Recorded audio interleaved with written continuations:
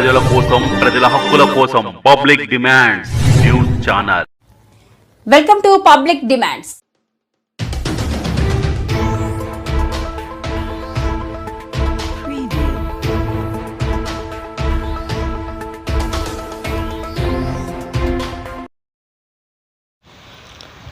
అందరికీ నమస్కారం అండి.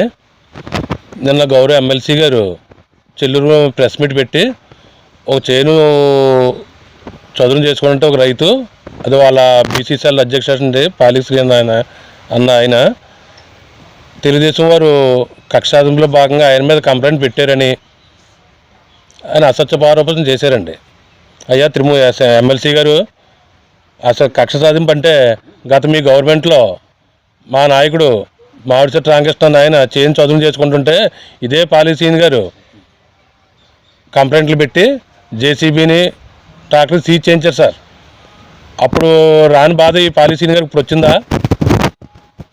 అలాగే కాలం బట్టి అక్రమంగా తరలించారని చెప్పేసి మీకు తప్పుడు సమాచారం ఇచ్చారు సార్. అది ఆ సెట్టిపల్లి సామాజిక వర్గం సంబంధించిన రామాలయానికి కాలం బట్టి వేశారు సార్. అలాగే గ్రామదేవత అయిన పోలేరమ్మ తల్లి గుడికి ఫౌండేషన్లో కావాలని గ్రామస్తులు అందరూ ఏకంగా నిర్ణయం తీసుకుని మట్టి తోలేను సార్. అంతే తప్ప ఏ రైతుకి ఏ తెలుగుదేశం రైతు తోలుకేది సార్.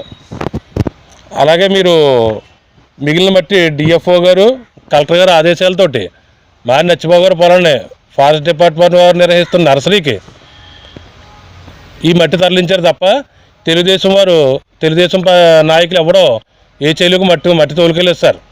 మిమ్మల్ని మాత్రం తప్పుదోవ పట్టిస్తున్నారు. అది మాత్రం మీరు తెలుసుకోవాలని కోరుకున్నాను సార్. ఈ కొండ, ఈ మట్టి ఎక్కడి నుంచి వచ్చిందో అన్నది చెల్లూరు గ్రామ ప్రజలందరికీ తెలుసు. చెరువులు తవ్వితే ఈ మట్టి వచ్చింది. ఈ మట్టి మరి తప్పు చెయ్యకపోతే తప్పు చేసిన ఫైన్ కట్టింది మీరు చూడండి అయ్యా. ఎందుకంటే మీకు తెలీదు.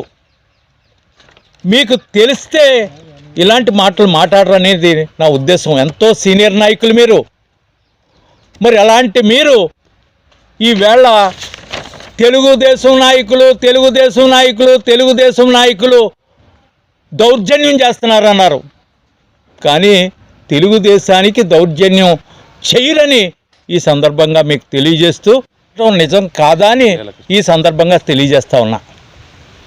అంతేకాదండి అయ్యా, ఈవేళ కక్ష సాధింపు అనేది తెలుగుదేశానికి లేదని మరొక్కసారి మీకు తెలియజేస్తా ఉన్నా. ఇప్పుడు రాజకుమార్ ఎక్స్ సర్పంచ్ అండి.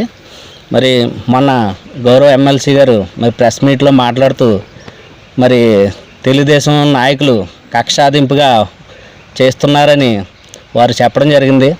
అయ్యా, కక్ష సాధింపు ఏ ప్రభుత్వంలో జరిగిందో ఈ రాష్ట్ర ప్రజలందరికీ తెలుసు.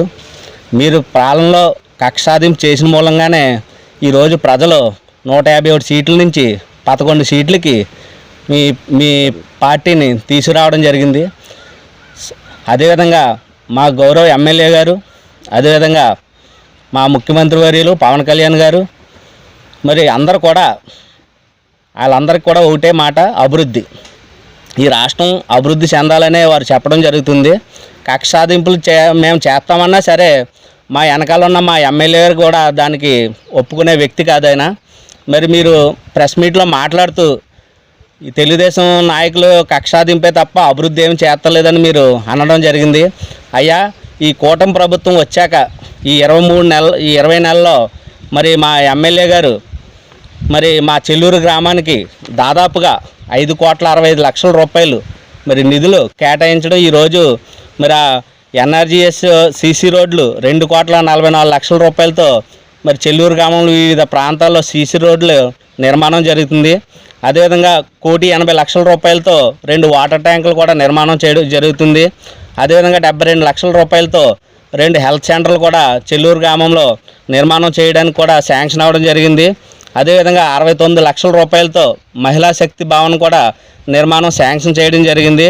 అదేవిధంగా మరి మీ ప్రభుత్వంలో చింతలతోట నుంచి బుట్టాయిపేట రోడ్డు గత ప్రభుత్వం తెలుగుదేశం ప్రభుత్వం శాంక్షన్ చేసి వర్క్ స్టార్ట్ చేసిన తర్వాత మీ ప్రభుత్వం వచ్చాక ఆ రోడ్డు శాంక్షన్ అయిన అమౌంట్ని క్యాన్సిల్ చేయడం జరిగింది.